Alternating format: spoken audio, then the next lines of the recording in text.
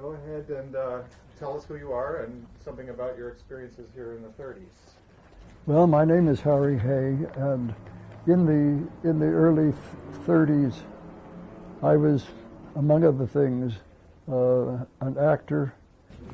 And then the important thing in the 30s, the 20s, they were wide open. I understand they were wild in the 20s. In the 30s, they were still operating with the guardhouses, the Presidio.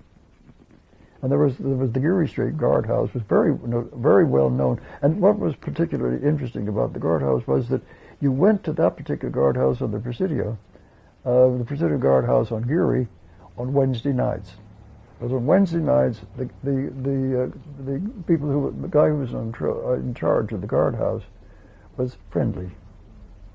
And so consequently, dates could be made by other people. He would he would have friends who would be in the regular army, who would be interested in being fiddled with, shall we say, or whatever, and so that they would be in and around the guardhouse that night, and you would make a date with various people, so that the guardhouse on Wednesday night was the particular place. So the guardhouse is actually the gate, the door, the little house at the gate. Right.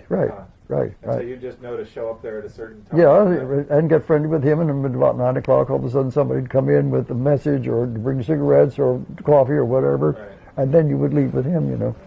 And did you go on to the Presidio to do these? In the bushes, sweetie. In the bushes.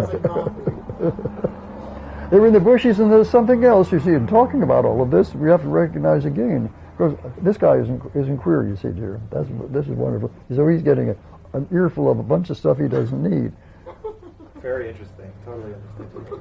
But anyway, what I was going to say was, this is one of the reasons why in the 30s, and the particular 20s and 30s and 40s, our sexual practice is oral, not anal. Well, my point was one of the reasons people say, why? I said, well, you see, we didn't have briefs yet. We didn't have zippers yet. We didn't have form-fitting spandex, like briefs would do, where they would fit carefully. You had BVDs. And BVDs, if you were going to be anal, it meant you had a panel with 3 buttons, which you had to drop in the back. Well, if you're going to have to do all that to have an anal relationship, you're going to have to drop your pants, then unbutton all of this, and all of a sudden here come the cops. How do you get it all back together again? Nothing flat, so that the cops are not going to catch you. The clothing didn't allow for this kind of relationship. It does allow for you to undo a couple of buttons and do the buttons back up again, because your shirt tail isn't going to fall out. Interesting. So consequently, you do what you need to do and get out of the bushes and light a cigarette and be nonchalantly walking down the path when the cop comes by. You know what I mean. And so consequently, it never occurred to any of us in that period to do anything other than an oral relationship, don't you see?